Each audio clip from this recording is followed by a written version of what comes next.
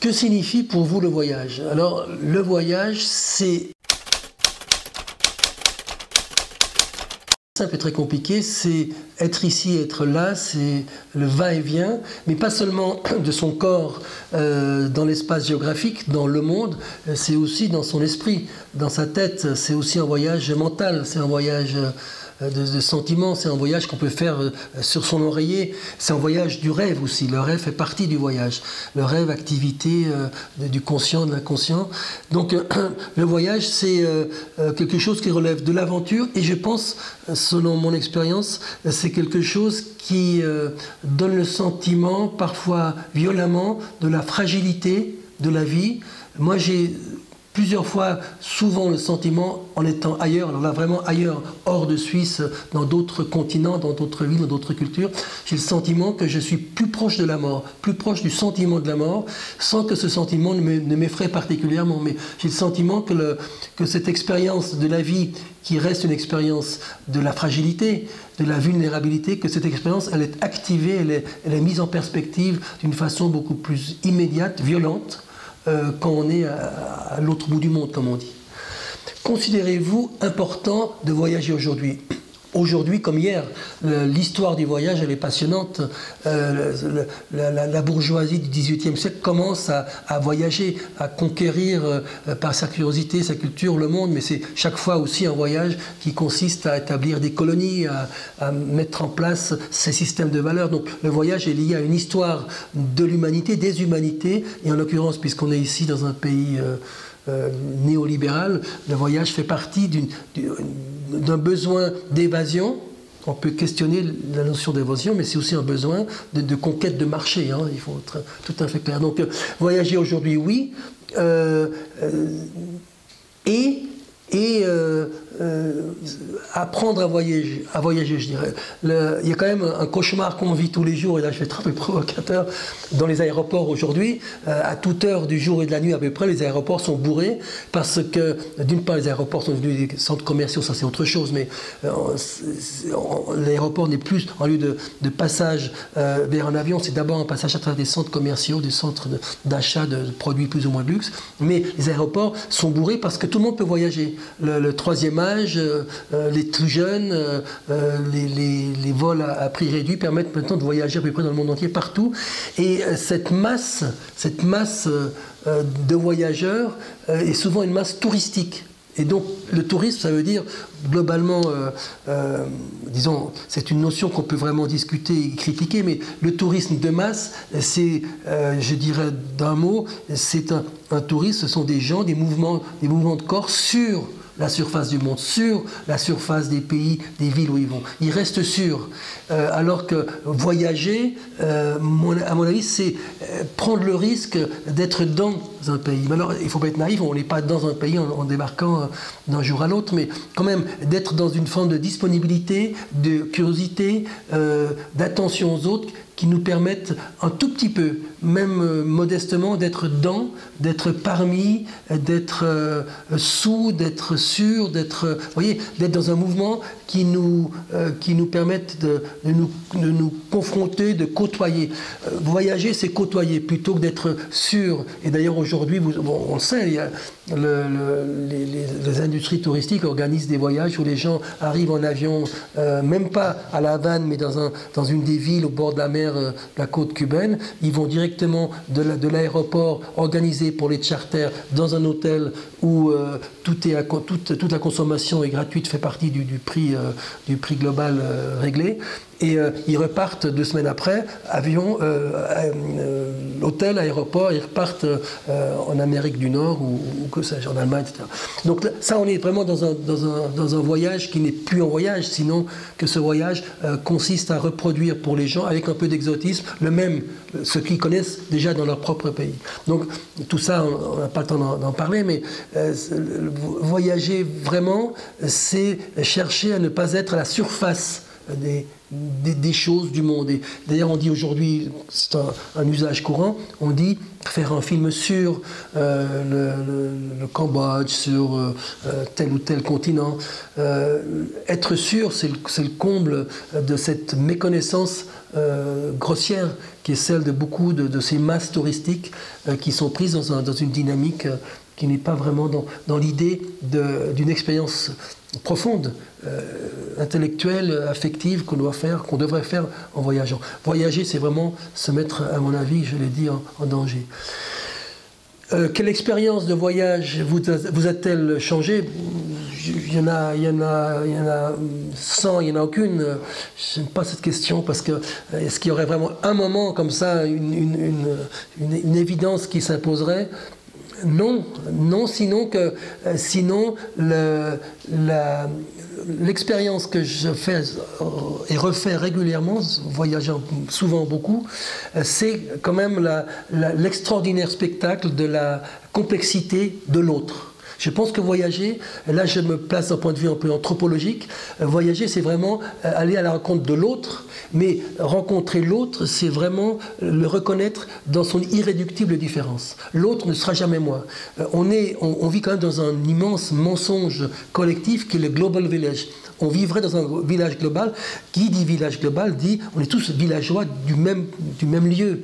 Donc on serait tous les mêmes. C'est absolument faux. Et le voyage, quand l'expérience se révèle vraiment forte, rappelle cela que l'autre culture, l'autre homme, l'autre femme que je vois sont irréductiblement différents de moi. Et c'est cette différence qui est passionnante. Je crois que cette expérience-là est la plus forte très régulièrement, c'est d'être parfois d'une façon presque fouettée comme un coup de fouet, se dire effectivement, il y a quelque chose d'irréductible entre moi et toi, l'autre, autre culture, autre langue, autre visage, autre histoire, autre mentalité, et que cette différence, cette altérité fonde cette expérience toujours renouvelée du voyage.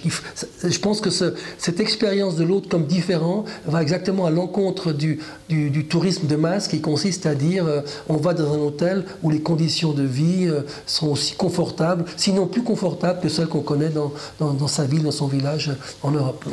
Voilà, l'autre, je pense que c'est vraiment la notion fondamentale, l'expérience la plus belle qu'on puisse faire, la plus difficile aussi, parce qu'on peut aussi se constater qu'on est tellement différents qu'on ne peut pas s'entendre.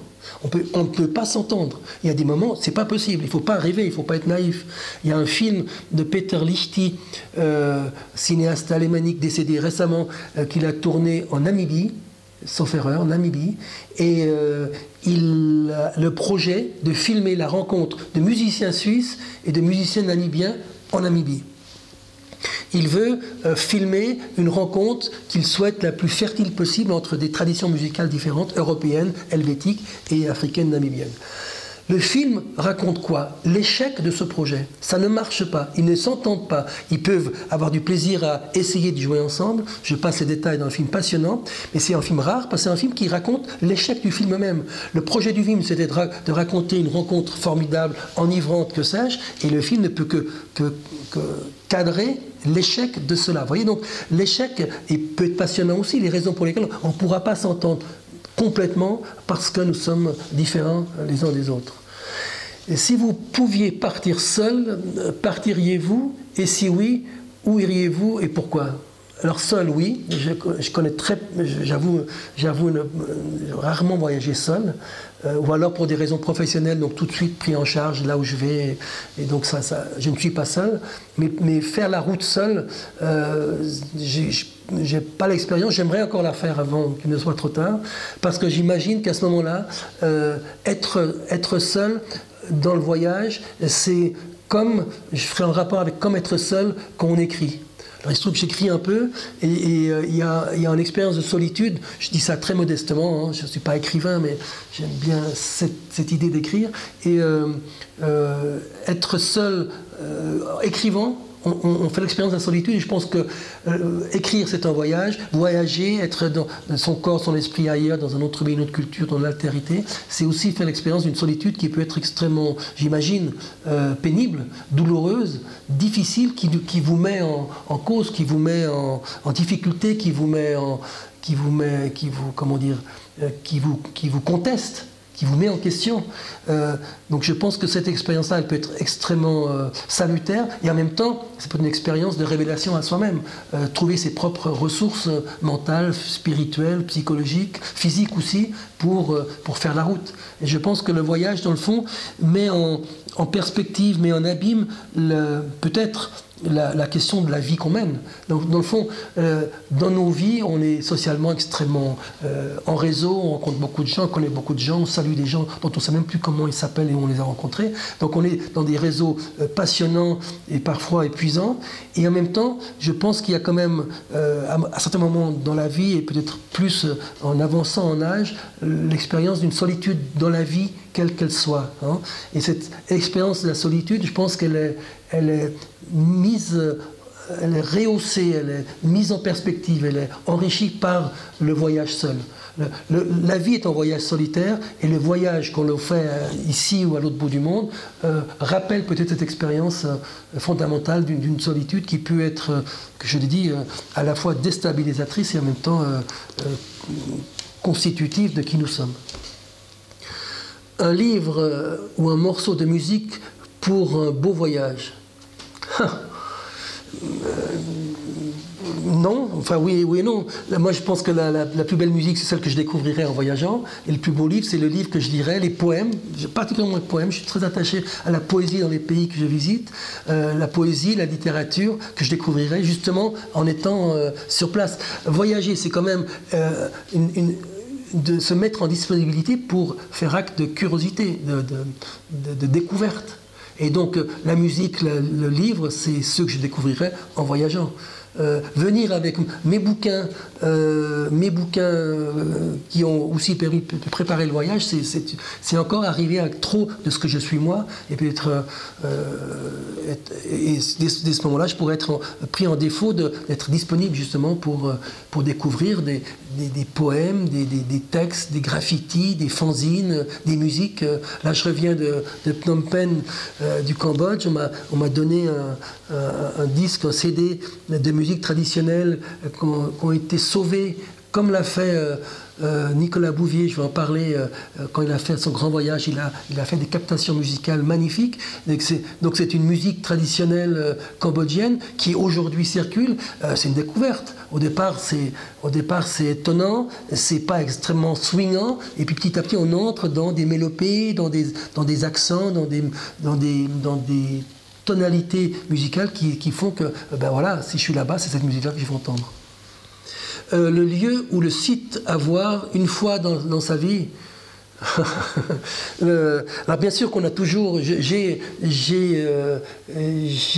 constitué comme ça dans mon esprit une petite collection de sites qui sont devenus pour moi mythologiques, mythologiques parce que j'y suis pas allé. Il se peut qu'en y allant je sois, que mon attente soit un peu déçue, mais des lieux particuliers, non, sinon peut-être quand même, j'ai visité beaucoup de villes, des régions rurales, mais je pense que ce que j'aimerais encore pouvoir visiter, parcourir, entrer dans des paysages désertiques du sud ou du nord de l'Amérique latine, des grands déserts, et justement ne pas les survoler, y aller à moto peut-être, quand c'est possible, en voiture, mais marcher aussi. Je pense que c'est des territoires que j'ai envie de marcher. Et il se trouve que j'ai découvert depuis peu de temps le voyage en marchant, et c'est une expérience, alors là aussi mentale,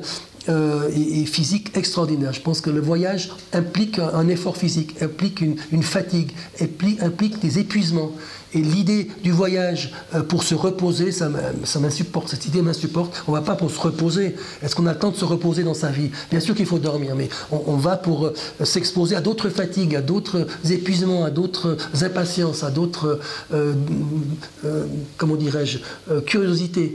Et tout ça, c'est d'énergie qu'on dépense. On va aller se reposer en voyageant. Je pense que c'est une erreur, quoi. C'est un mensonge. Et votre pays d'habitation est-il une belle destination? Ben oui, bien sûr. Mon pays, je suis en français et suisse, mais j'habite surtout en Suisse. Et pour pas paraître patriote, mais quand même, je pense ce que je dis. J'ai découvert il y a quelques mois les Alpes, les montagnes, les chemins, les versants, les sentiers abrupte, raide. Ça monte, ça descend de Appenzell, du pays d'Appenzell. C'est extraordinaire, c'est magnifique. Et ça, c'est un voyage. Aller là-bas, c'est un voyage. Marcher là-bas, c'est un voyage. Alors, on peut dire que c'est très beau. En même temps, c'est aride, c'est rude. Il y a la météorologie, il y a les pluies, il y a la neige. Enfin, voilà. Donc, Appenzell, par exemple, pour moi, c'est une très belle destination dans notre pays, évidemment. Votre lieu préféré en Suisse, ça pourrait être là, mais justement en Appenzell, je suis un autre. Je ne suis pas appenzellois, je comprends le suisse allemand, je peux parler avec eux, mais en plus ils parlent un suisse allemand qui n'est pas le mien.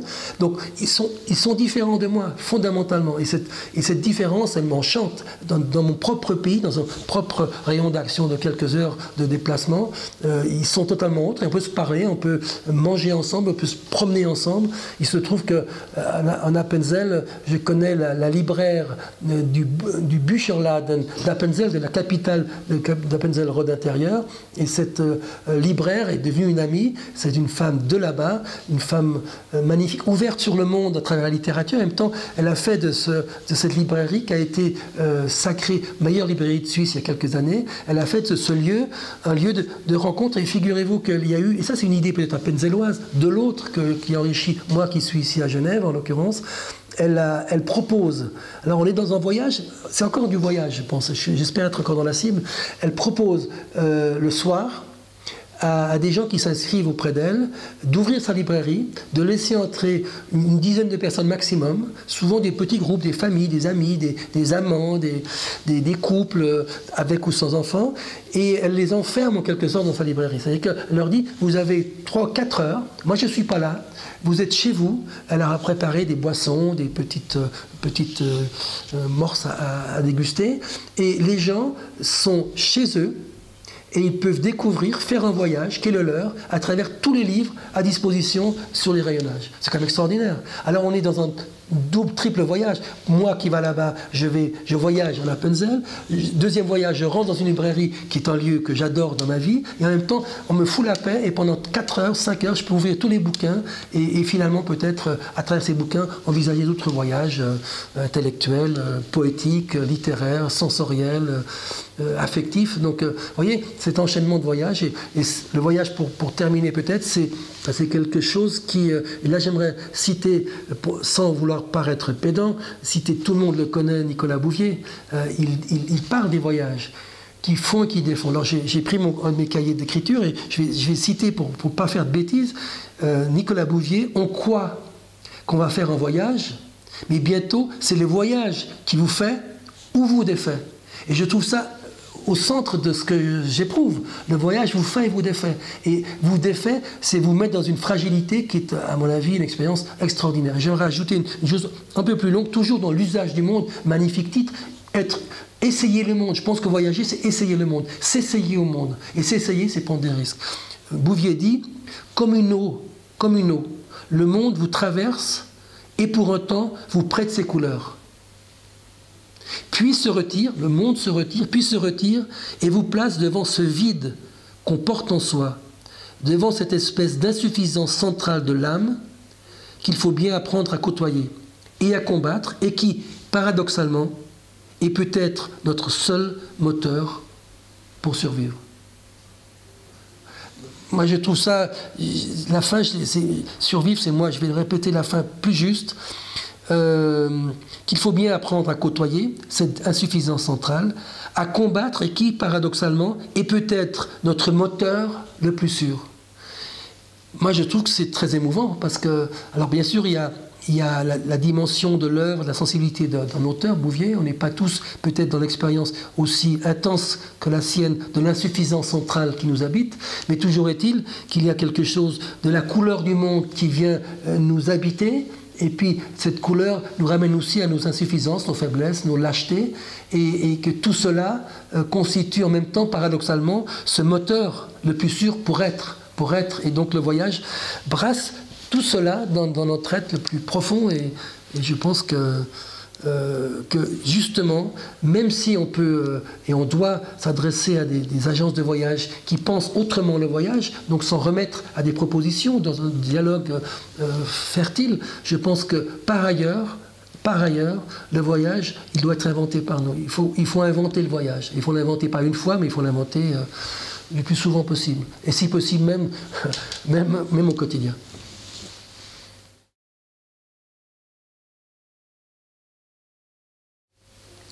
Alors, vous qui regardez, qui écoutez peut-être encore, bon voyage à vous. Bon voyage au pluriel. Un voyage est fait de 1000 voyages.